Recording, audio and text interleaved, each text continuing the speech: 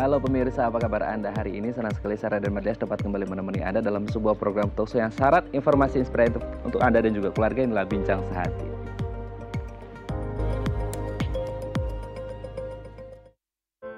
Ya, pemirsa, pandemi global COVID-19 masih mengintai kita semuanya. Kita tidak boleh lengah ya. Kemarin ada varian baru dari COVID-19, kemudian ada juga yang hangat diperbincangkan adalah badai sitokin sebagai akibat dari komplikasi pasien COVID-19. Lalu apa itu badai sitokin?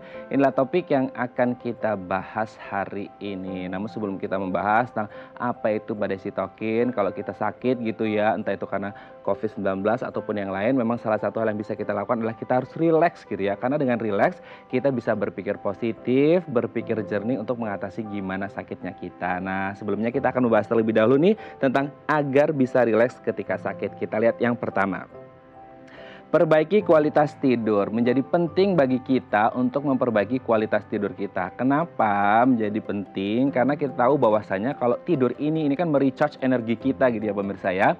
Ya kurang lebih antara 7-8 jam itu normalnya ketika kita tidur. Tapi sebenarnya bukan hanya kuantitas, jumlah atau jamnya berapa lama gitu ya. Tapi juga kualitas tidur kita karena ini berpengaruh pada kesehatan kita. Coba salah satunya untuk memperbaiki kualitas tidur adalah dengan menyingkirkan itu handphone dulu, menyingkirkan TV dan lain sebagainya supaya kita bisa fokus tidur gitu ya. Oke, kita lanjut poin yang kedua. Tenangkan pikiran. Nah, tenangkan pikiran ini juga menjadi sangat penting nih pemirsa. Kalau kita ngomongin tentang bisa rileks saat sakit, ya memang kadang-kadang kalau kita sakit, ya pasti kita nggak bisa rileks ya gitu, nggak bisa tenang gitu. Karena kita kepikiran, aduh gimana ngobatinnya ya, kapan sembuhnya ya, dan lain sebagainya. Nah, tenangkan pikiran salah satunya bisa dengan meditasi. Nggak harus seperti yoga gitu ya, duduk. Kalau Anda nggak bisa duduk, Anda bisa rebahan gitu ya di tempat tidur atau di lantai, menenangkan diri seperti itu. Ini menjadi sangat penting ya. Oke, kita lanjut poin yang ketiga.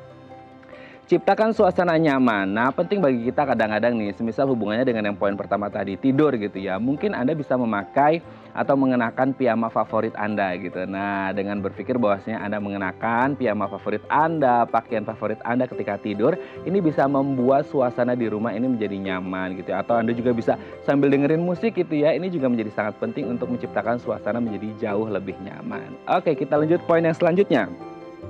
Hibur diri sendiri. Ada kadang-kala gitu ya, kita kalau lagi sakit kan bingung ya mau ngapain, udah di rumah berhari-hari gitu ya, yang ada malah stres. Nah mungkin ketika Anda berpikir semisal nih Anda ini penyuka Korea gitu ya, drama-drama Korea, boleh Anda sambil nonton gitu ya, ini kan menghibur diri kita juga. Atau Anda sambil main game yang ringan-ringan gitu ya. Nah ini juga bisa membuat Anda jauh lebih rileks dengan menghibur diri Anda sendiri. Oke, kita lanjut poin yang terakhir. Poin yang kelima adalah meminta bantuan orang lain. Kadangkala ketika kita sakit gitu ya, memang kita harus sadar diri bahwasanya satu hal mungkin kita bisa kerjain, tapi hal yang lain mungkin nggak bisa kita kerjain gitu. Nah jangan sampai ketika kita berpikir, aduh saya kan sakit nggak bisa ngerjain ini gitu ya, akhirnya Anda malah stres. Nah nggak ada salahnya bagi Anda untuk meminta bantuan orang lain kalau Anda merasa Anda nggak cukup mampu untuk melakukan hal tersebut, supaya Anda juga tetap berpikir jernih dan juga tetap rileks ketika Anda sakit dan membantu masa penyembuhan Anda. Oke, itu dia tadi 5 cara agar bisa rileks saat sakit, dan kami akan membahasnya sesaat lagi. Tetap bersama kami di Bincang Sehati.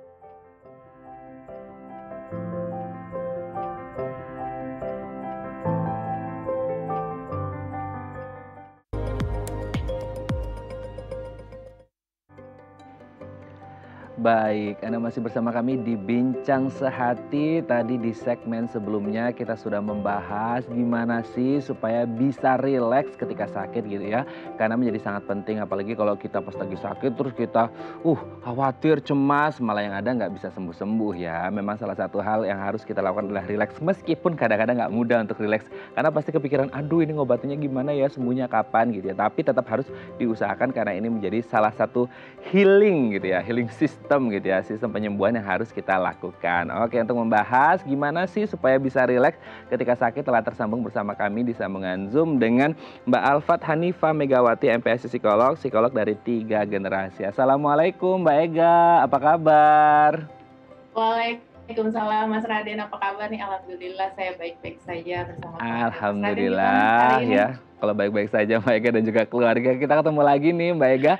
Hari ini kita akan membahas ya, memang kalau kita ngomongin tentang pandemi ya masih berjalan gitu ya. Pasti banyak dari kita yang ya lagi sakit, lagi nggak enak badan gitu. Nah, hari ini kita akan membahas gimana sih supaya bisa rileks saat sakit gitu ya. Tidak hanya gara-gara COVID-19 tapi sakit secara umum juga kan seperti itu. Yang mungkin kita masih bisa melakukan hal-hal yang ya secara fisik gitu ya, kecuali yang sudah memang terbaring gitu ya di ICU atau segala macam. Nah, kita akan bahas yang pertama adalah perbaiki kualitas tidur. Nah, kadang-kadang kan kalau kita sakit kan kepikiran akhirnya banyak yang minum obat tidur gitu ya, yang akhirnya membuat Iya. kita ini jadi nggak tenang malahan seperti itu. Nah, gimana sih caranya untuk memperbaiki kualitas tidur? Iya, benar tuh Mas Radian. Jadi Mm, banyak ya penelitian yang menemukan bahwa ternyata pola tidur yang sehat itu berdampak bagi ketahanan fisik kita dan juga ketahanan psikologis kita. Karena kan sebenarnya pada saat kita tidur kan kita merecharge tadi seperti yang Mas Radian bilang ya, merecharge energi kita sehingga kita mampu mengalokasikan tubuh kita untuk melakukan hal-hal yang krusial seperti berkaitan dengan sistem imun dan juga tubuh kita mempunyai energi yang cukup untuk bisa mengelola diri kita sendiri tuh. Jadi kitanya jadi nggak lebih reaktif ketika kita menanggapi emosi tertentu yang kita rasakan. Karena ketika kita reaktif gitu, itu menambah capek lagi karena reaksi yang kita munculkan itu memakan energi. Nah, kalau kita ngomongin tentang pola tidur sehat, benar tuh, bukan hanya kuantitas, bukan hanya banyaknya yang cukup. Tadi Mas Radin sudah mention ya 7-8 jam, tapi juga tentang kualitas. Kalau kuantitas mungkin, oh ya gampang ya, misalnya tinggal menambah jam tidur, tapi dengan kualitas ini seperti apa? Cara simpelnya sebenarnya Mas Raden, kita mengantarkan tidur kita dengan aktivitas yang membuat kita tenang. Itu akan membawa diri kita ke tidur yang kualitasnya cukup baik. Contohnya seperti apa sih aktivitas yang membuat kita tenang? Bisa dengan berdoa, kemudian terkoneksi dengan orang-orang yang kita sayangi ya sebelum tidur, misalnya meminum minuman yang kita sukai yang menenangkan, misalnya teh hangat atau sebagainya gitu ya. Dan benar tadi apa yang Mas Raden bilang, menghindari diri kita, membatasi diri kita dari hal-hal yang mendistraksi kita untuk tidur seperti gadget atau laptop atau tumpukan kerjaan. Jadi kalau bisa tuh ya sebelum kita tidur, hal-hal yang membuat kita terkoneksi dengan pikiran kita, hal-hal yang belum selesai dari diri kita itu dihindari aja, disimpan di satu tempat yang tidak terlihat atau tidak terjangkau, sehingga ketika kita tidur kita diatap dengan memori yang hangat, dengan memori-memori yang menenangkan diri kita, sehingga memori itu pun ikut berproses ketika kita masih tidur gitu. Jadi kualitas tidur kita jadi lebih tenang, jadi lebih rileks, jadi lebih terjaga gitu Mas Oke, Raden. berarti menjadi sangat penting apalagi kalau masa pandemi gitu ya Mbak ya. Lagi WFH, kerjaan di kantor Betul. dibawa ke rumah, lagi sakit akhirnya kepikiran malah Nah, di tempat tidur bukannya istirahat betul, ya, biar betul. sehat malah Nah, ngerjain ini nggak sehat-sehat malahan betul, ya. betul, betul. Tadi juga Mas Raden sempat bilang tuh ya drama Korea. Jadi hati-hati juga sesuatu yang bisa menghibur diri kita, jangan-jangan juga mengurangi kualitas tidur kita gitu. Karena bawaannya kepikiran kan nih episode selanjutnya apa ya gitu. Jadi Oke. pengen nonton terus akhirnya kuantitasnya juga tidak terjaga, Oke. kualitasnya juga tidak terjaga. Betul sekali. Oke, kita lanjut poin yang kedua nih Mbak, adalah tenangkan pikiran. Nah, kadang-kadang kan ya, tenangkan pikiran ini berlaku untuk siapa saja, terutama kalau kita ngomongin orang sakit biar bisa Betul. rileks gitu ya. Tapi kan kadang-kadang kita berpikir, aduh ini sakit apa ya, kok udah berhari-hari nggak sembuh gitu kan. Ini ngobatnya gimana ya, kapan sembuhnya, kan akhirnya pikirannya juga nggak tenang. Gimana sih Mbak maksudnya biar bisa menenangkan pikiran, bahwasanya Betul, ya betul. insya Allah ini bisa sembuh gitu. Ya betul sih Mas Raden, ketika kita sakit kan kita merasakan sensasi yang tidak nyaman ya di Betul. dalam tubuh kita ya, sehingga itu memantik rasa cemas kita sehingga akhirnya kita berpikir yang macam-macam. Nah ini pikiran cemas tuh biasanya ada dua tipenya, sibuk memikirkan kenapa ya kok gue begini, jangan-jangan kenapa ya, apa gue makan ini, apa gitu. Jadi penuh dengan kenapa. Atau yang kedua kita penuh dengan skenario yang Ya, buruk gitu ya, oh betul. jangan-jangan aku sakit parah, oh jangan-jangan aku nanti bakal kolek, oh jangan-jangan gitu. Jadi itu memakan energi kita yang harusnya bisa kita gunakan untuk memulihkan diri kita, itu habis dengan rasa cemas kita. Jadi benar tuh, menenangkan pikiran hal yang penting. Gimana sih cara menenangkan pikiran ketika sakit? Walaupun tidak mudah, tapi kita bisa sangat mungkin untuk melakukannya, karena memang pikiran ini nih komponen yang krusial di dalam diri kita, tapi salah satu yang paling mungkin untuk kita kendalikan gitu. Nah, menenangkan pikiran ini bukan berarti nggak punya pikiran apa-apa ya, Mas Raden, karena nggak mungkin gitu. Itu respon yang umum sekali ketika kita merasakan sesuatu yang nggak nyaman di diri kita, kita menjadi berpikir.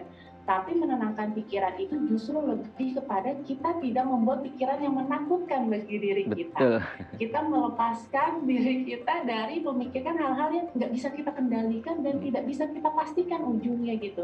Jadi kita memfokuskan energi berpikir kita itu untuk hal-hal yang saat ini nih, saya punya apa, saya bisa mengupayakan apa, saya masih bisa menikmati apa, ada hal baik apa nih yang bisa tetap saya nikmati walaupun di tengah badai kesengsaraan ini gitu kayaknya Mas Raden ya.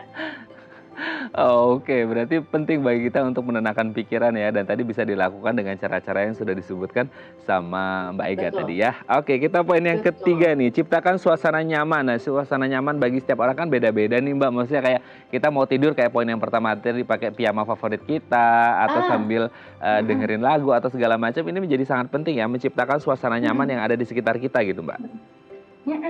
Iya betul. Karena kan sebenarnya gini, apa yang terjadi di eksternal diri kita itu beresonansi ya ke Oh, dalam diri kita. Jadi ketika di luar diri kita itu menciptakan situasi yang tenang, yang aman bagi diri kita, maka kita menjadi mempunyai emosi atau perasaan tenang dan aman juga. Nah tadi Mas Raden bilang ya bahwa saat memakai piyama, benar itu salah satu cara kita mengkreat, menciptakan situasi yang familiar bagi kita, yang menyenangkan bagi diri kita. Dan mungkin Mas Reddy juga perlu tahu nih, ternyata tubuh kita itu adalah komponen yang paling pinter ya untuk menyimpan memori emosional gitu. hmm, Jadi dia sangat mudah nih mendeteksi nih situasi ini aman, nyaman atau enggak nih buat hmm, diri kita. Jadi selain mengkreat atau menciptakan situasi yang nyaman ya, tapi kita juga boleh tuh meletakkan hal-hal atau benda-benda yang mengkoneksikan diri kita dengan kenangan-kenangan yang indah tuh Mas hmm, Raden. Karena ketika tubuh kita nih bersentuhan atau berdekatan dengan komponen itu atau benda itu jadi mudah kita untuk bisa menciptakan emosi-emosi yang positif. hmm, Contohnya misalnya foto keluarga gitu hmm. ya, atau pemberian dari orang terkasih gitu ketika kita sakit. Jadi ketika kita melihat itu kita langsung tubuh kita langsung bisa membucahkan energi yang positif juga Hmm. ketika kita melihatnya. Oke, berarti sangat penting ya untuk menciptakan suasana yang nyaman dari hal-hal atau barang-barang yang kita cintai gitu atau sukai ya, Betul, memorable banget nih gitu ya. betul, Oke, betul selanjutnya nih sekali. bukan terakhir nih ya. Nomor 4, hibur diri sendiri. Nah, menghibur diri sendiri mungkin ya apa ya, dengan ya simpel-simpel aja, mungkin kalau perempuan ya masih bisa skincare-an, lulur-luluran gitu mungkin masih bisa dilakukan supaya tetap Benar. tenang juga, terhibur diri sendiri, ini menjadi sangat penting ya Mbak ya. Benar benar benar, karena kan ketika kita sakit kita pengen dihibur pastinya ya Mas Raden ya, ingin Ya. diafirmasi bahwa semua akan baik-baik saja, ingin diingatkan bahwa hal-hal yang kecil bisa kita nikmati nih walaupun di tengah ketidaknyamanan. Caranya macam-macam tuh Mas Raden, kita bisa salah satu yang paling simpel adalah self talk juga ya. Kita Hmm, berbicara dengan diri kita hmm, meyakinkan diri kita mengucapkan hal-hal yang ingin kita dengarkan dan itu membuat kita tenang dan yakin bahwa kita hmm, akan baik-baik saja gitu. hmm. Selain juga membatasi aktivitas kita dengan aktivitas-aktivitas yang positif ya. Iya. Salah satunya tadi yang berkaitan dengan hobi, apa baca buku, mungkin juga sesuatu yang tidak hanya entertaining diri kita Hmm, tapi juga mengedukasi diri kita, itu kan juga hmm. hal-hal yang bisa menghibur diri ya, membuat kita bermakna, punya sesuatu yang bisa kita ambil gitu dalam keseharian kita. Jadi itu juga penting tuh. Karena Mas Raden ketika kita sakit terus kita menyerahkan sumber untuk menghibur diri itu hanya satu-satunya dari orang sekitar kita, maka itu jadi ekspektasi justru membuat penderitaan lebih banyak gitu ya, karena seringnya kita tidak bisa mengontrol bahwa orang lain itu akan hadir dan menghibur kita. Jadi penting banget tuh untuk kita lebih kreatif untuk mencari cara gimana sih saya bisa terhibur oleh diri saya sendiri dengan hal-hal kecil yang bisa saya lakukan di saat ini. Nah, itu ya, ini penting banget gitu ya untuk menghibur diri sendiri dimulai dari self talk yang tadi disebutkan oleh Mbak Ega gitu ya. Oke, yang terakhir nih Mbak Ega, meminta bantuan orang lain. Kadang-kala kan kalau kita sakit gitu ya, kita nggak bisa bergerak atau segala macam, yang ada malah, aduh aku nggak bisa ngelakuin ini, malah tambah stres, sakitnya tambah nambah gitu ya. Berarti penting ya Benar. bagi kita untuk ya anggota keluarga atau teman dekat gitu ya tuh, boleh nggak minta bantuin beliin obat atau ini itu segala macam. Ini juga bisa membuat kita, oh, saya ada orang yang bisa saya percaya untuk bantuin saya gitu, Betul. itu bisa bikin kita lebih rileks nggak sih, Mbak? Benar sekali Mas Rade. Jangankan ketika kita sakit ya Mhm, sebenarnya ya, manusia itu kan hidup dengan keterbatasan. Jadi pasti ada betul, satu titik dia membutuhkan bantuan orang lain, apalagi ketika sakit, di mana iya, mungkin tubuh kita kehilangan keperdayaannya, kemudian kita juga perlu meminimalisir aktivitas agar energi kita cukup untuk memulihkan diri. Nah, selain itu sebenarnya kehadiran orang lain ini bukan hanya di bantuannya yang berikan ya, tapi keberadaannya dia sendiri secara psikologis itu sudah membuat diri kita aman, dan ketika kita merasa aman, oh ada orang lain yang menemani kita, itu otomatis akan memberikan perasaan tenang di dalam diri kita.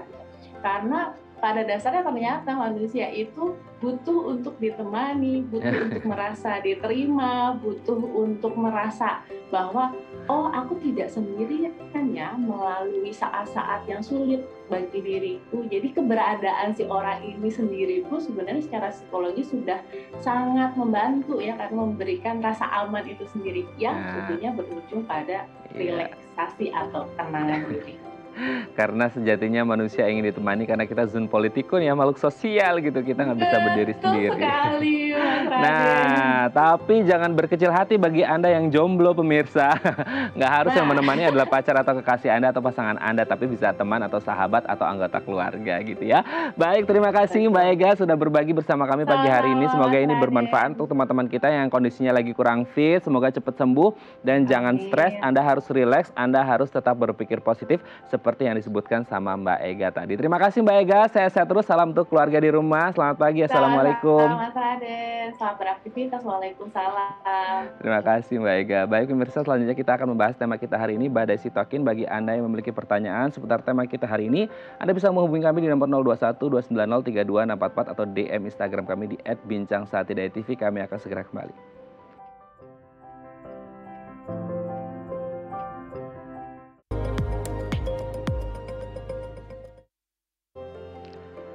Baik, Anda masih bersama kami di Bincang Sehati dan kita masih membahas tema kita hari ini, badai sitokin gitu ya. Beberapa waktu belakangan kan kita dihebohkan dengan varian baru dari COVID-19, ada juga berita dari salah satu public figure di Indonesia ya yang meninggal karena komplikasi dari COVID-19 yaitu badai sitokin. Hari ini kita akan membahas sebenarnya badai sitokin itu apa, kondisinya seperti apa, penyebabnya, gejalanya, dan lain sebagainya. Nah, bagi Anda yang memiliki pertanyaan seputar tema kita hari ini, Anda bisa menghubungi kami di nomor 021 290 32644 atau DM Instagram kami di @bincangsahatidaytv. Nah, untuk membahasnya telah tersambung bersama kami di sambungan Zoom dengan Dr. Yovita Mulyakusuma MSc SPPD Finasim, spesialis penyakit dalam dari Eka Hospital Cibubur. Selamat pagi Dr. Yovita, apa kabar? Selamat pagi Mas Raden, kabar baik. Apa kabar Mas Raden? Alhamdulillah baik juga, semoga dokter dan teman-teman di Eka Hospital Cibubur juga baik-baik dan sehat-sehat terus ya dok ya. Hari ini kayaknya Amin. semangat banget nih dokter Yovita. Oke, dok, hari ini kita akan membahas salah satu hal yang mungkin ini lumayan berkembang juga menjadi pembicaraan ketika salah satu public figure kita, seorang lelaki gitu ya, yang akhirnya katanya, ini kan saya baru katanya ya, ini komplikasi dari COVID-19 yaitu badai sitokin gitu ya. Nah, hari ini kita akan membahas sebenarnya badai sitokin itu apa. Tapi sebelum kita membahas badai sitokin, kita mau update dulu dong dok, bagaimana perkembangan COVID di Indonesia saat ini. Kan kemarin katanya ya tingkat ini kan agak menurun katanya, tapi positivity rate-nya apalagi di klaster perkantoran kan katanya menaik. Nah, gimana nih dok perkembangan atau update dari COVID-19 di Indonesia saat ini dok?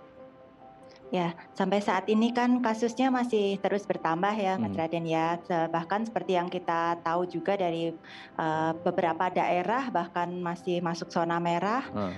terutama di daerah Jawa Tengah, bahkan ada daerah yang benar-benar kasusnya tinggi sekali, Hmm. termasuk di tenaga kesehatan juga. Untuk meskipun kasusnya terus bertambah, tapi juga kita mesti tetap selalu berpikir positif, bahkan bahwa angka kesembuhannya pun juga cukup baik. Meskipun di satu sisi angka kematiannya juga tidak bisa diabaikan, bahkan angka kematiannya masih cukup tinggi, gitu. Oke, berarti tingkat mortalitasnya juga lumayan tinggi gitu ya, apalagi kalau untuk Ya, mereka yang punya penyakit penyerta ini menjadi plus-plus harus perhatiannya betul. ekstra gitu ya dok ya. Nah ini juga Betul Mas sebagai Heri. bahan edukasi juga dok, sebelum kita bahas badai sitokin kan memang salah satu yang harus kita lakukan adalah sudah dimulai dari Presiden Republik Indonesia Joko Widodo 13 Januari ini dok tentang vaksinasi gitu. Nah apakah kemudian vaksinasi massal yang dilakukan ini sebenarnya bisa kalau kita nurut gitu ya, akhirnya ini bisa menekan angka atau penyebaran dari COVID-19 dok? Ya, sebenarnya vaksinasi massal ini kan program dari pemerintah ya, salah satu upaya memang untuk membantu Indonesia supaya bisa lepas dari pandemi. Mm-mm. Tujuan dari vaksinasi massal itu sendiri bisa tercapai kalau kita patuh, jadi bisa mencapai target dari pemerintah, bisa mencapai 70% dari populasi di Indonesia yang mendapatkan vaksin. Sehingga kalau sekitar 70% itu bisa mendapatkan vaksin, diharapkan bisa dicapai suatu kekebalan kelompok atau yang kita mungkin pernah dengar sebagai suatu herd immunity. Dengan terbentuk herd immunity ini diharapkan bisa memutus rantai penularan COVID, baik kepada orang-orang yang belum atau tidak bisa mendapatkan vaksin karena mungkin kontraindikasi tertentu, dan otomatis juga diharapkan bisa menurunkan angka penyebaran COVID. Oke, tadi kan dokter menyebut ada sekitar 70% targetnya gitu ya dok ya. Nah kalau sekarang Betul. boleh dikasih tahu nggak sih dok, sekitar berapa gitu, berapa persen dari target 70% ini Ya, sendiri? masih jauh pastinya ya, Mas ya. Oke, masih jauh ya dok ya. Ya, masih Berarti memang jauh. ini perlu ketersediaan kita, keterbukaan kita untuk kemudian ayo sama-sama kita bantu pemerintah dan bantu sesama dan bantu diri sendiri sebenarnya ya, untuk kemudian menangkal Betul, atau memutus mata rantai penyebaran dari virus COVID-19. betul, Oke dok, kita betul. lanjut ke tema utama kita, badai sitokin gitu kan. Sempat kemarin juga kita dengar badai sitokin gitu ya. Sebelumnya kita dengar varian baru gitu ya. Nah, sebenarnya badai sitokin ini apa sih, Dok? Jadi sitokin itu sendiri sebenarnya merupakan komponen penting dalam tubuh kita Hmm. untuk suatu proses kekebalan. Hmm. Jadi dia bertugas untuk mengirimkan sinyal-sinyal untuk sel-sel kekebalan tubuh untuk memberikan reaksi apabila ada virus atau bakteri yang menyerang. Hmm. Nah, pada saat ada infeksi atau virus ini di mana produksi baterai sitokin ini menjadi berlebihan atau tidak terkendali, itu justru akhirnya bisa membahayakan dari tubuh kita sendiri. Jadi misalnya kalau ada suatu virus atau bakteri yang masuk, sitokin ini memberikan sinyal kepada sel kekebalan untuk bereaksi, tapi seharusnya pada saat virus itu sudah mati atau infeksinya sudah selesai, sinyal yang dikirimkan pun juga selesai.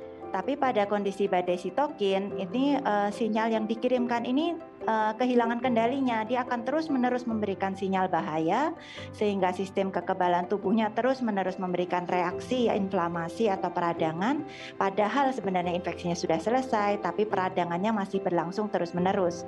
Nah, di sini justru akibatnya bisa kerusakan jaringan yang seharusnya tidak dirusak. Jaringan yang sehat diberikan reaksi radang sehingga justru bisa merusak dari jaringan yang sehat. Oke, Gitu. berarti jaringan yang sehat ada peradangan di situ ya, inflamasi di situ dok ya. Nah, pertanyaannya kemudian kalau sitokin tadi dokter menyebut ada di dalam tubuh kita ini ada sitokin, tapi ketika berlebihan dan ini jadi nggak baik ya gitu untuk tubuh kita. Betul, Nah, betul Mas pertanyaannya Radin. apakah semua pasien COVID ini akan mengalami badai sitokin ini atau gimana dok? Tidak semua pasien COVID mengalami badai sitokin ini. Sebenarnya kasus badai sitokin pada COVID ini tidak banyak, tapi hanya orang-orang tertentu yang memang rentan yang mengalami masalah badai sitokin ini. Oke. Lalu siapa saja dok, kalau kasusnya tidak begitu banyak gitu ya dok ya, siapa saja orang yang rentan mengalami badai sitokin? Atau kan kita sering mendengar nih dok, ada OTG atau ringan atau sedang atau berat atau orang-orang dengan penyakit penyerta atau seperti apa sebenarnya? Ada tidak ya ciri khusus gitu, meskipun case atau kasusnya sedikit gitu ya, ada nggak maksudnya ciri khusus orang-orang yang ini pasti rentan mengalami badai sitokin? Entah karena mungkin ya satu dan lain hal atau genetik juga berpengaruh di sana atau seperti apa ini dok? Ya, sebenarnya siapa saja memang bisa terkena kasus badai sitokin ini. Tidak ada yang spesifik bahwa kita tahu pasti nih si A ini pasti bakal terjadi badai Mhm. sitokin, si B ini pasti terjadi, tidak bisa seperti itu. Tapi memang kasus terjadinya badai sitokin ini dikaitkan dengan kondisi infeksi yang lebih berat. Mmm, Biasanya apabila infeksinya berat itu bisa memicu terjadinya badai sitokin. mhm, Sementara pada badai sitokin gejala yang muncul pun menjadi lebih berat juga gitu. mhm, Selain itu juga dikaitkan dari penelitian sebelumnya dikaitkan bahwa ada kondisi karakteristik genetik tertentu yang memang rentan dengan sistem kekebalan tubuhnya. Selain mhm. itu juga ada kondisi penyakit misalnya kondisi autoimun, kondisi diabetes, nah, orang-orang yang memiliki penyakit kardiovaskuler itu juga dikaitkan dengan risiko terjadinya badai sitokin. Oh, oke, oke, oke. Nah, kemudian yang dirasakan sebenarnya gejalanya tadi kan dokter menyebut gejalanya bisa lebih berat gitu ya, Dok, ya. Berarti ada sesuatu yang dirasakan sama si pasien ini, Dok. Sebenarnya gejala yang biasa dirasakan kalau tadi kan dokter menyebut ada peradangan atau inflamasi yang dirasakan panas atau seperti apa sih, Dok?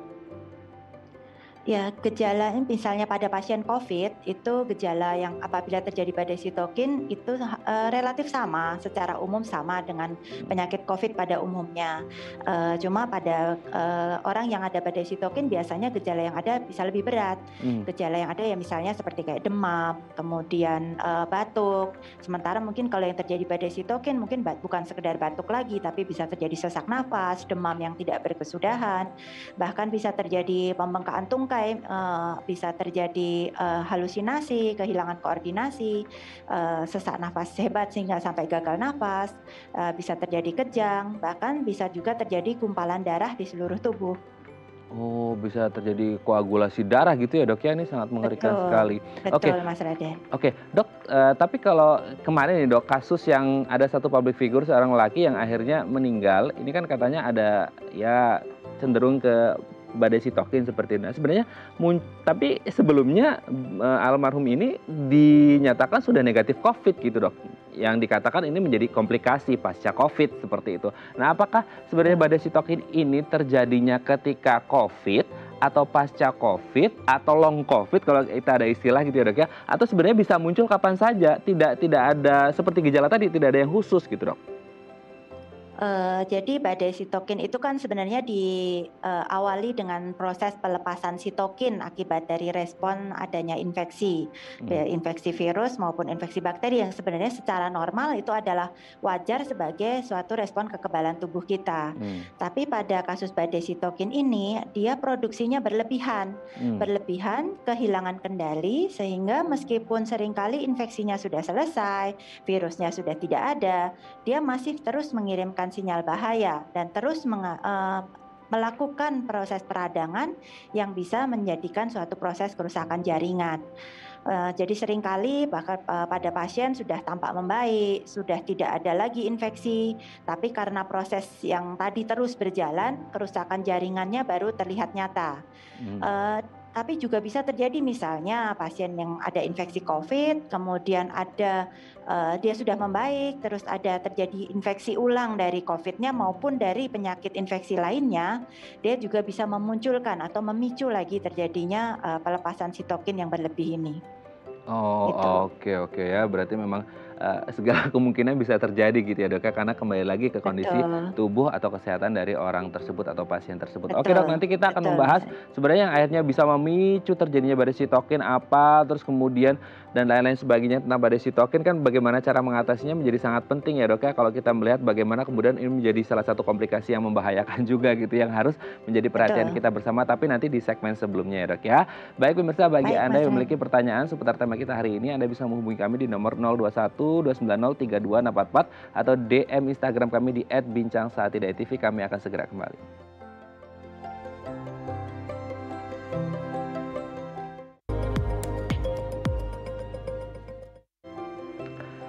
Baik, Anda masih bersama kami di Bincang Sehati dan kita masih membahas tema kita hari ini badai sitokin. Bagi Anda pemirsa yang memiliki pertanyaan seputar badai sitokin, Anda bisa menghubungi kami di nomor 021 290 3244 atau DM Instagram kami di @bincangsehati.itv. Kita kembali lagi bersama dengan Dr. Yovita Mulyakusuma MSc, SPPD Finasim, spesialis penyakit dalam dari Eka Hospital Cibubur.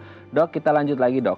Sebenarnya kalau kita tadi kan sudah membahas badai sitokin itu apa, gejalanya dan lain sebagainya. Sebenarnya kan tadi itu posisinya di dalam tubuh kita dok. Sebenarnya organ tubuh mana di dalam tubuh kita atau bagian tubuh mana atau saluran mana gitu ya dok ya. Di dalam tubuh kita yang akhirnya ini terdampak dengan badai sitokin ini dok. Ya Mas Raden. Jadi badai sitokin ini prinsipnya bisa menimbulkan kerusakan atau gangguan di semua organ. Organ yang paling terdampak tentunya adalah organ yang menjadi tempat yang terinfeksi. Misalnya pada COVID atau infeksi paru-paru, dia bisa menimbulkan kerusakan paru-paru akibat dari virusnya mungkin sudah mati, tapi karena sel kekebalan tubuhnya yang dipanggil ke situ terus melakukan proses peradangan, bisa menimbulkan kerusakan jaringan paru. Selain itu kalau pada infeksi paru-paru di mana mungkin bisa terjadi kekurangan oksigen yang diperlukan oleh tubuh untuk ke seluruh jaringan, yang bersamaan dengan adanya respon sitokin tadi bisa menyebabkan gangguan oksigenasi ke seluruh tubuh yang menyebabkan peradangan juga, sehingga bisa terjadi kerusakan pada organ jantung, organ paru-paru itu sendiri, bisa menyebabkan kekurangan oksigen di hati menjadi iskemik di hati, menyebabkan kekurangan oksigenasi di otak dan peradangan di otak. Jadi prinsipnya bisa kemana saja. Selain itu pada kondisi badai sitokin ada bisa terjadi juga rembesan cairan keluar dari pembuluh darah masuk ke dalam jaringan-jaringan yang sehat dengan membawa sel-sel kekebalan ini, sel-sel radang ini, yang itu bisa menyebabkan inflamasi atau radang di jaringan-jaringan yang lain. Nah, pada badai sitokin ini Mas Raden, seperti tadi Mas Raden sebutkan kan bisa terjadi koagulasi atau gumpalan darah juga ya. Jadi di sini gumpalan darah ini bisa terjadi di seluruh tubuh juga. Nah, kalau dia bisa terjadi di seluruh tubuh, di aliran-aliran darah, dia bisa menyebabkan cekikan atau tidak lancaran dari aliran darah ke organ-organ tersebut yang bisa bersifat fatal. Misalnya dia terjadi sumbatan atau gumpalan darah di jantung atau di otak. Tapi juga bisa terjadi sumbatan di organ-organ yang lain, misalnya tadi di liver, di ginjal, kemudian di pembuluh tungkai yang bisa bersifat menyebabkan kerusakan jaringan juga. Jadi prinsipnya bisa mengganggu ke seluruh organ. Oke, bisa mengganggu ke seluruh organ karena bisa dampaknya beda-beda ke setiap orang gitu ya dok ya. Nah kalau untuk tadi kan dokter menyebut salah satunya kan paru-paru gitu ya dok ya. Nah ini kan berkaitan erat dengan pernapasan. Butuh ventilator nggak dok sebenarnya? Atau tingkat keparahannya yang parah banget baru butuh ventilator gitu dok? Ya, prinsipnya tidak semua kasus yang terjadi badai sitokin ini sampai membutuhkan ventilator. Tapi memang pada kondisi badai sitokin ini dikaitkan dengan terjadinya sindrom gangguan pernapasan akut atau akut respiratory distress syndrome pada kasus COVID yang saat ini ya. Dan pada kasus ARDS ini sebagian besar memang membutuhkan ventilator. Tapi tetap kita sesuaikan lagi dengan gejala yang muncul pada kondisi infeksi yang terjadi badai sitokin ini. Oke, tidak semua kasus tetap harus dilihat case by case-nya gitu ya dok ya. Oke dok, sebelum lanjut, ini ada DM Instagram dari pemirsa dok, aku bacakan ya dok ya, @Dwi Cahyani. Nah dok, adik ipar saya positif COVID-19. Oke, ini berarti masih posisinya positif ya, dan suka demam dan itu hilang timbul. Apa itu gejala badai sitokin dok? Nah, adik iparnya positif COVID-19 dan suka demam dan hilang timbul. Itu gejala badai sitokin atau bukan? Gimana nih dok? Ya, jadi untuk COVID sendiri ini juga berlaku untuk infeksi-infeksi yang lainnya. Seringkali kan gejalanya memang adalah demam. Ya, demam itu bisa merupakan satu respon yang wajar akibat dari suatu adanya proses peradangan.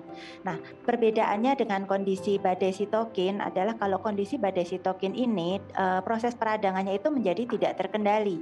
Hmm. Jadi bukan suatu proses kewajaran dari suatu adanya radang lagi, tapi menjadi tidak terkendali.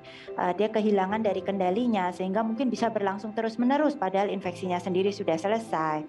Jadi untuk membedakan secara pasti apakah demam yang ada pada suatu proses infeksi ini merupakan badai sitokin atau tidak, itu memang sampai saat ini belum ada pemeriksaan laboratorium yang pasti untuk memastikan. Tapi memang pada kondisi badai sitokin ini biasanya dari hasil pemeriksaan laboratorium ada penanda-penanda inflamasi atau penanda radang yang memang tinggi atau yang jadi parah. Nah, bedanya lagi kalau mungkin kita secara awam untuk membedakan apakah ini infeksi biasa atau badai sitokin itu memang sulit, tapi biasanya kalau terjadi badai sitokin ini infeksi yang terjadi itu gejalanya jauh lebih berat daripada sekedar infeksi biasa. Seperti itu, Mas Raden. Oke ya, semoga ini bisa menjawab pertanyaan dari Mbak Dwi tadi ya, dan semoga adik iparnya ini cepat sembuh gitu ya. Terima kasih sudah menghubungi kami. Oke dok, kita lanjut lagi dok. Nah ini kan yang menjadi salah satu orang yang dikhawatirkan gitu ya, atau rentan mengalami COVID-19 di pandemi ini adalah mereka-mereka yang punya komorbid, penyakit penyerta seperti itu. Nah apakah ada penanganan khusus gitu ya, sebagai tindakan preventif untuk mencegah terjadinya badai sitokin bagi mereka yang punya riwayat penyakit tertentu gitu dok?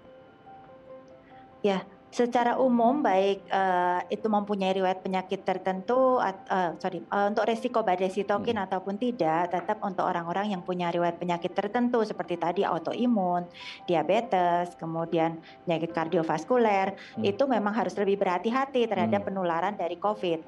Tapi sebenarnya tidak menutup kemungkinan juga Mas Raden bahwa badai sitokin ini bisa terjadi pada seseorang yang muda dan tampak sehat. Dan Karena non kita tidak komorbid ya? tahu. Betul, dan non komorbid karena kita tidak tahu karakteristik genetiknya apakah sistem kekebalan tubuhnya memang mudah terjadi badai sitokin atau tidak. Jadi untuk semua orang sebaiknya tetap melakukan protokol kesehatan yang baik, melakukan vaksinasi yang baik supaya mencegah terjadinya penularan COVID ini. Nah, sebenarnya pernah ada penelitian yang menghubungkan bahwa pola makan yang baik, pola hidup yang baik, aktivitas fisik yang baik itu sendiri bisa menurunkan resiko terjadinya badai sitokin atau inflamasi yang berlebih karena dari makanan yang baik ini sendiri bisa membantu dalam kendali stres. Aktivitas fisik yang baik ini juga bisa membantu dalam kendali stres. Nah, salah satu yang bisa mengendalikan stres ini berarti dia juga bisa mengendalikan koordinasi lebih baik dibandingkan orang-orang yang mungkin dengan pola makan dan pola olahraga yang tidak baik. Jadi salah satu yang bisa diharapkan bisa menjadi prevensi dari terjadinya badai sitokin ini ya tentunya adalah pola hidup yang baik. Oke, pola hidup yang baik menjadi salah satu tindakan preventif gitu ya dok ya. Ketika mungkin orang ketika didiagnosis mengalami badai sitokin berarti salah satunya bisa dilakukan dengan pola hidup yang jauh lebih sehat tadi ya dok ya? Tidak, kalau seseorang sudah didiagnosis dengan badai sitokin, biasanya berarti dia sedang terinfeksi dan dengan gejala yang cukup berat. Seharusnya pasti pasien itu dalam kondisi dirawat. Ya, lalu kemudian silakan dok. Karena kalau sedang ada badai sitokin, pastinya itu tadi sedang ada proses peradangan yang akut, peradangan yang masih terjadi, dan seseorang itu tidak mungkin dalam kondisi yang tadi bisa melakukan aktivitas olahraga, gitu. Jadi pastinya dalam kondisi sedang dirawat. Oke, berarti kalau kondisi sedang dirawat, itu kan kalau tadi preventifnya supaya tidak terjadi badai sitokin. Nah kalau kondisinya sudah dirawat gitu ya dok ya, dengan apalagi akut sebenarnya apa yang harus dilakukan? Tindakan apa sih dok yang harus dilakukan? Apakah treatmentnya tindakannya sama dengan untuk pasien COVID atau sebenarnya plusnya ada gitu dok? Jadi kalau untuk pasien-pasien dengan badai sitokin itu kan sebenarnya tadi memiliki gejala yang lebih berat ya Mas dari infeksi yang biasanya. Jadi biasanya penanganannya adalah sesuai dengan kalau dalam kasus ini COVID adalah sesuai dengan kasus COVID dengan gejala berat. Jadi seperti tadi standar pemberian obat-obatan untuk COVID-nya, kemudian pemberian elektrolit apabila ada gangguan elektrolit, mungkin tindakan cuci darah bila diperlukan apabila sudah terjadi gangguan ginjal, mungkin pemasangan pemasangan ventilator apabila sudah terjadi gangguan gagal napas akut, dan pada kondisi tertentu seringkali juga diberikan agen-agen biologis untuk menenangkan atau mengurangi kadar dari sitokin ini. Jadi diharapkan bisa mengurangi dari proses peradangannya. Pada beberapa kasus juga diberikan kortikosteroid jangka pendek yang diharapkan bisa mengurangi juga proses peradangannya, jadi tidak terjadi kerusakan jaringan yang lebih berat. Oke. Ini menjadi sangat penting sekali ya, bagaimana kita tahu tentang badai sitokin itu apa gitu ya, COVID-nya juga hubungannya apa, seperti itu. Ini menjadi hal yang sangat penting, apalagi kalau mungkin ada anggota keluarga atau teman, saudara, orang di sekitar kita yang mengalami COVID-19. Tapi kalaupun tidak mengalami COVID, ya tadi tindakan preventifnya sama disebutkan oleh Dr. Yovita ya, bagaimana pola hidup sehat ini menjadi sangat penting gitu ya Dok ya, tidak hanya untuk menghalau COVID-19 dari badai sitokin, tapi kesehatan kita secara umum gitu ya Dok ya. Nah, bagaimana kemudian meningkatkan kesehatan kita secara umum, meningkatkan imun kita apalagi di masa pandemi, nanti akan kita bahas ya Dok ya, beberapa tips yang bisa kita lakukan untuk meningkatkan imun selama pandemi, tapi nanti di segmen sebelumnya. Baik pemirsa, bagi Anda yang memiliki pertanyaan seputar tema kita hari ini, Anda bisa menghubungi kami di nomor 021 290 3244 atau DM Instagram kami di @bincang-sehati.tv. Kami akan segera kembali.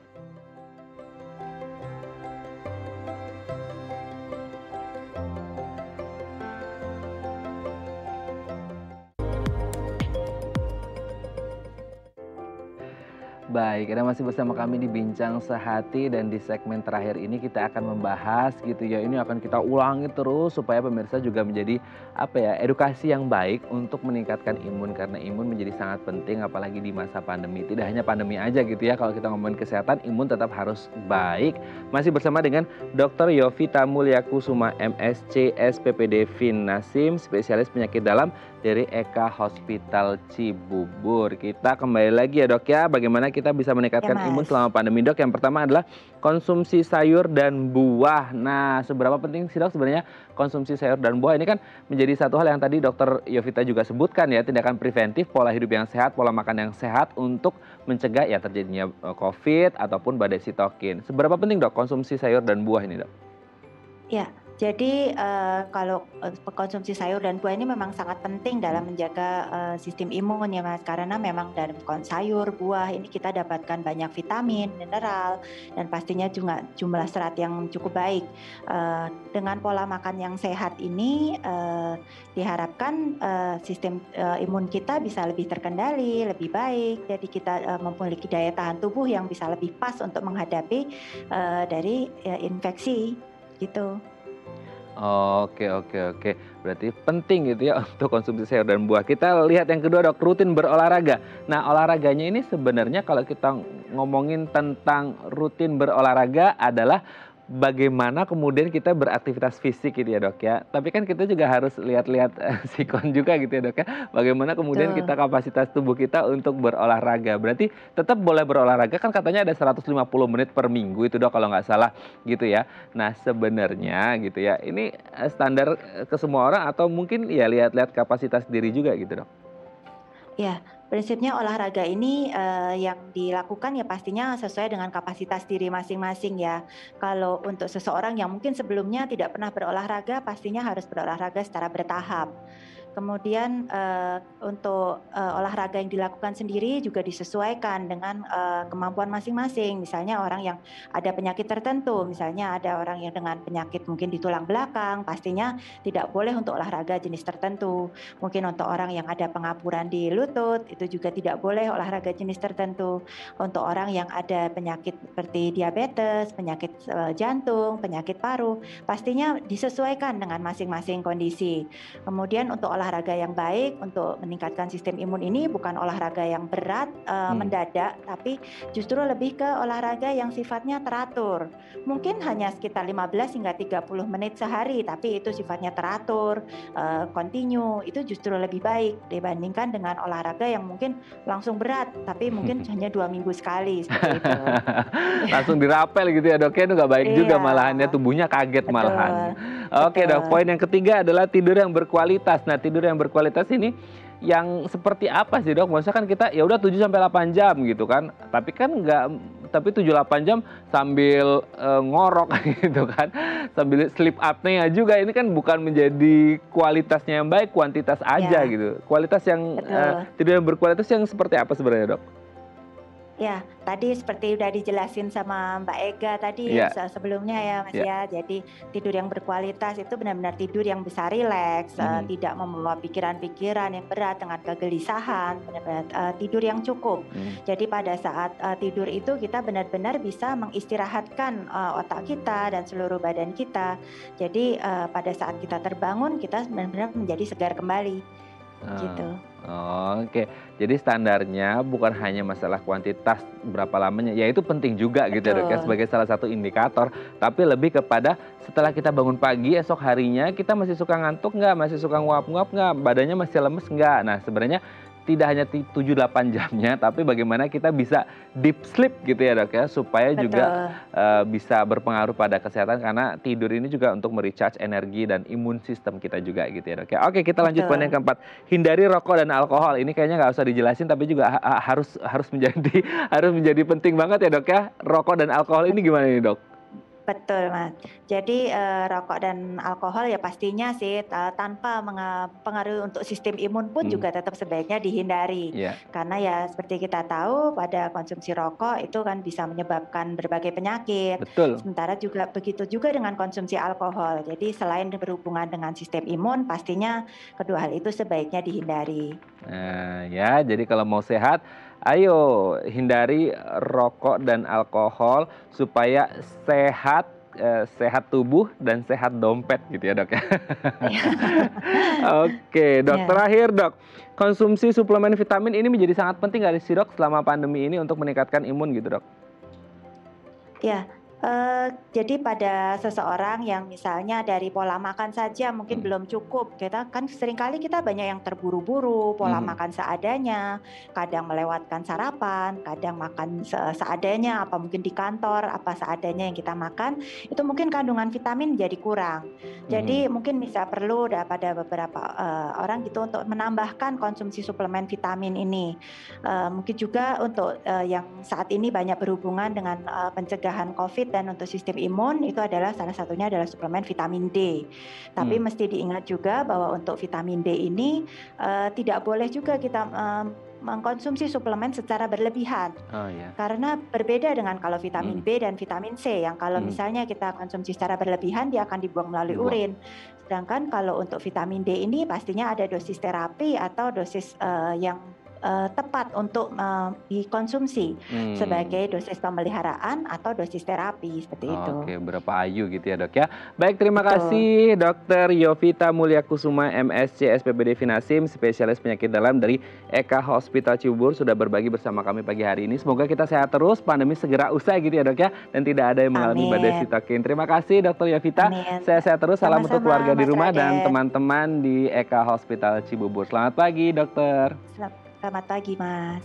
Baik, pemirsa, bagi Anda yang memiliki kritik dan saran, Anda bisa menghubungi kami di nomor 0889 8100 5000 atau Anda bisa follow media sosial kami di @bincangsaatidayatv. Saya Raden Madlias pamit, sampai jumpa dan selamat beraktivitas.